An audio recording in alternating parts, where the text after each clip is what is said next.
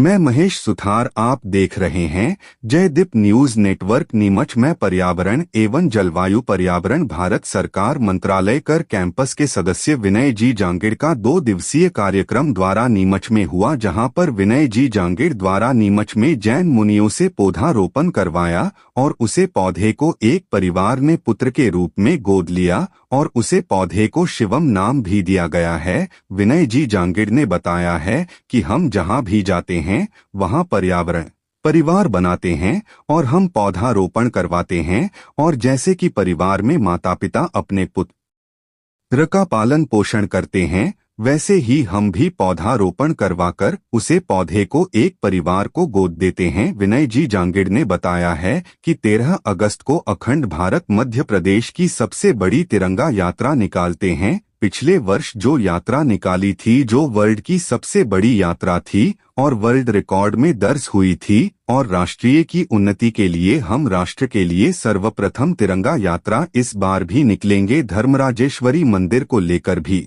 बड़ी बात कही है। उन्होंने बताया है कि पांडवों का मंदिर है धर्मराजेश्वरी, जो कि भी ने एक ही रात्रि में बनाया था और भारतवर्ष का सबसे पहला मंदिर है, जिसकी नींव का निर्माण बाद में हुआ और शिखर का निर्माण पहले हुआ। 1947 में भारत देश आजाद हुआ था, लेकर अभी तक किसी भी नेता की नजर उसे मंदिर पर नहीं गई है, और मुझे यह अवसर मिला है परमात्मा की कृपा से कि धर्मराजेश्वर मंदिर को लेकर हम गांव-गांव जाते हैं, घर घर जाते हैं, सनातन धर्म को जगाते हैं, 7 दिवसीय यात्रा निकालते हैं और 30 से 35 किलोमीटर प्रतिदिन चलते हैं और हजारों की संख्या में होते हैं।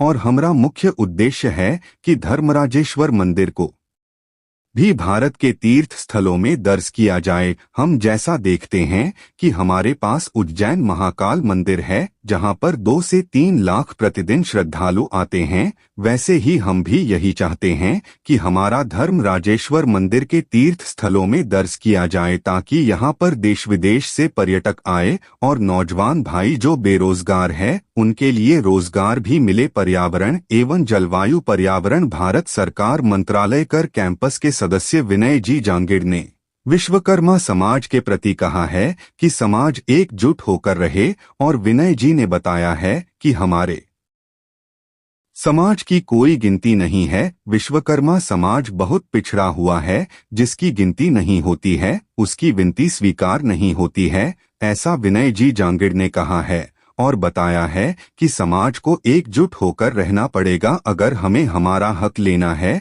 तो हमें आवाज उठानी पड़ेगी और एकजुट होकर रहना पड़ेगा। विनय जी जांगिड़ नीमच सिटी 4 भुजा खेड़ी मोहल्ला भगवान विश्वकर्मा मंदिर पर पधारे। उन्होंने भगवान विश्वकर्मा दीप जलाकर पुष्पमाला पहनकर भगवान से आशीर्वाद लिया और विश्वकर्मा समाज के लिए एक बड़ी कामना भी की है कि समाज जन को एकजुट करें। इसमें समाज के पदाधिकारी गण मौजूद रहे।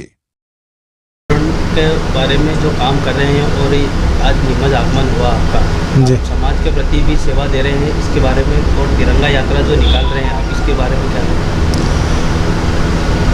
हमारा 2 दिन का विजिट था नीमच में, कैंप का विजिट, जिसके तहत आज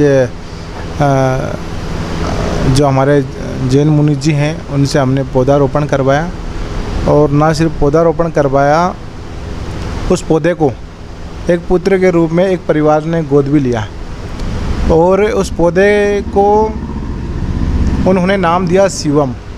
तो इस प्रकार से जो हम पर्यावरण परिवार बनाते हैं और जहाँ पर भी जाते हैं वहाँ पौधे लगवाते हैं, उन पौधों को गोद दिलवाते हैं और उनका पालन पोषण वो परिवार फिर उसी प्रकार करता है, जैसे माता अपने पुत्र के रूप में, भाई अपने बहन के रूप में, इस प्रकार की सारी चीज़ें। अब तिरंगा यात्रा को जो निकाल रहे हैं जी, अभी 15 अगस्त को जो आप तिरंगा यात्रा निकाल रहे हैं इसके बारे में?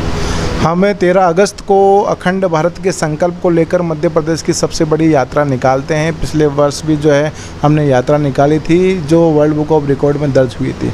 अब पुनः अखंड भारत के संकल्प को लेकर हम तिरंगा यात्रा निकालने वाले हैं, क्योंकि हम मानते हैं कि एक व्यक्ति का एक मिशन होना चाहिए, राष्ट्र सर्वप्रथम। तो राष्ट्र की उन्नति के लिए, राष्ट्र सर्वप्रथम के लिए हमें जो करना चाहिए, अपनी पूरी शक्ति लगाकर हमें अपना जीवन का पूरा एक धर्म राजेश्वरी में जो आप कर रहे हैं उसमें क्या है? धर्म राजेश्वर मंदिर जो है पांडवकालीन मंदिर है। बताया जाता है कि भीम जी ने अज्ञातवास के दौरान इसको एक रात्रि में बनाया था और भारतवर्ष के अंदर ये ऐसा पहला मंदिर है जिसका सीकर का पहले निर्माण हुआ है नींव का बाद में। तो ऐसी धरोहर हमारे बीच में है। लेकिन 1947 में भारत देश आज़ाद हो गया था। आज 2025 चल रही है, अभी तक भी वह उस मंदिर की तरफ किसी नेता ने झाँक कर नहीं देखा। तो मुझे बहुत खुशी है, बहुत आनंद है कि परमात्मा के आशीर्वाद से मुझे ये अवसर मिला और मैं धर्म राजेश्वर मंदिर को लेकर हम गांव-गांव जाते हैं। जब ये यात्रा हम निकालते हैं तो 2 से ढाई महीने पहले ही हम इस यात्रा की तैयारी शुरू कर देते हैं और गांव-गांव जाते हैं, घर-घर तक जाते हैं और सनातन धर्म के अलग जगाने का कार्य करते हैं और 7 दिवसीय यात्रा निकालते हैं। कम से कम प्रतिदिन हम 30 से 35 किलोमीटर चलते हैं। हज़ारों की संख्या में लोग रहते हैं, लोग इंतज़ार करते हैं 10-10, 11-11 बजे तक। और हमारा मुख्य उद्देश्य इस सनातन संकल्प यात्रा निकालने का ये है कि धर्म राजेश्वर मंदिर भारत देश के प्रमुख तीर्थ स्थलों में सम्मिलित किया जाए, ताकि आने वाले समय में हमारा जो क्षेत्र है मंदसौर, सुवासरा, दिशा और दशा बदल सके। क्योंकि हम देखते हैं कि यहाँ पे ना तो कोई औद्योगिक क्षेत्र है। आज कोई नौजवान को कोई पढ़ने लिखने के बाद में अगर रोज़गार की तलाश होती है तो उसको पलायन करना पड़ता है। तो हमारा धर्म राजेश्वर मंदिर अगर भारत देश के प्रमुख तीर्थ स्थलों में सम्मिलित हो जाएगा, जैसा कि आप सभी को ज्ञात होगा कि हमारे यहाँ पास में उज्जैन महाकाल मंदिर है, जहाँ प्रतिदिन 3 लाख 4 लाख लोग आते हैं। उसी प्रकार उसी तर्ज पर अगर यहाँ हमारे धर्म राजेश्वर जी के दर्शन करने के लिए देश विदेश से 3-4 लाख 5 लाख लोग प्रतिदिन यहाँ आना प्रारंभ कर देंगे, तो यहाँ पर्यटन का भी कार्य बढ़ेगा और नौजवानों को रोज़गार भी मिलेगा। समाज के प्रति आप क्या? समाज के प्रति, विश्वकर्मा समाज के प्रति मैं ये कहना चाहूँगा कि देखो, आज विश्वकर्मा समाज बहुत पिछड़ा हुआ है। ना तो हमारे समाज की कोई गिनती है और जिसकी गिनती नहीं होती, मैंने पहले भी आपको बताया कि उसकी विनती स्वीकार नहीं होती। अगर हमें हमारी विनतियां स्वीकार करवाना है तो हमें मजबूती के साथ हमें प्रथम पटल पे आकर कार्य करना पड़ेगा और हमारे हक के लिए लड़ना पड़ेगा। अगर अपना हक चाहते हो, अगर इस 21वीं सदी में भी अगर आप बिल के अंदर ये समाज, विश्वकर्मा समाज बिल के अंदर घुसकर बैठा रहेगा तो फिर हक की लड़ाई, हक का न्याय कौन दिला पाएगा। इसलिए हम सभी समाज को एकजुट होकर पटल पर आकर अपनी शक्ति का एहसास करवाना पड़ेगा। क्योंकि देखो, आज मध्य प्रदेश में 230 विधानसभाएं हैं, एक भी कोई आपके पास नेता अभिनेता नहीं है, एक भी कोई जिला अध्यक्ष नहीं है, तो आप क्या है, क्या आपकी कहीं गणना ही नहीं है। तो हम तो समाज के सभी बंधुओं से ये कहना चाहेंगे कि उठो, जागो, खड़े हो जाओ और तब तक नहीं रुकना जब तक लक्ष्य की प्राप्ति ना हो जाए। और लक्ष्य क्या है हमारा, कि हमारा जो समाज जो कहीं बहुत अंतिम पायदान में खड़ा है उसको प्रथम पंक्ति में लाकर खड़ा करें और अपने हक और अधिकार के लिए अपनी पूरे जोर तरीके से अपनी आवाज़ उठा पाए।